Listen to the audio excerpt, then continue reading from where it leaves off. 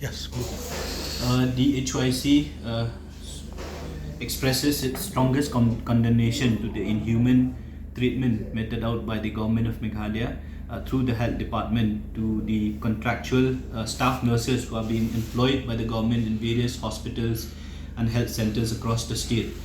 We have been informed that for the last 2 or 3 months they have not been paid their salaries. Of course, as a community, as a state, we had celebrated the festive season, but sadly these 280 plus staff nurses have not been paid their dues.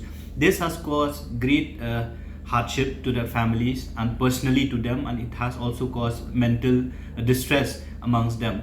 So we are also we condemn also the state government which pride itself of putting the health sector in the forefront. Like time and again, we have seen the statement made by the chief minister, by the minister concerned, that health is of prime importance to this government. But sadly, the frontline workers, who are the staff nurses who have been employed in various health institutions in the state of Meghalaya, they have not been paid their due. So what is this inhuman treatment that have been meted out to these staff nurses? So we have put out a statement demanding to the state government that they should clear the dues of these staff nurses as soon at the earliest.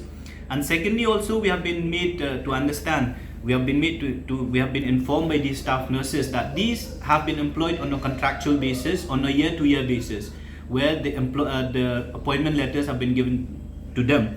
But sadly, when their tenure ended in the month of October 2025, they have not been given any extension of the service, but they have been verbally instructed by the official concerned that they should continue to do the work or to provide service.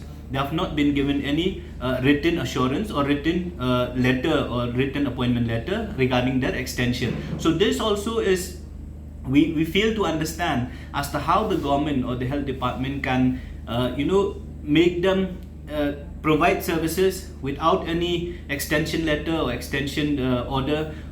They have not been paid the dues. So it seems somewhere someone has made this gross inhuman violation to the labor laws, violation to the to the practices that are there in the state as well as in the country. So HYC strongly demand that the government through the health department to take necessary steps to pay all the dues that are due to these contractual nurses, as well as to give them the extension if as per the requirements of the government, to give the extension letter or the extension of the service as and when the government needs the service. But they cannot make them work in the present circumstances without pay. We have to understand that these are frontline workers. They are not bonded laborers.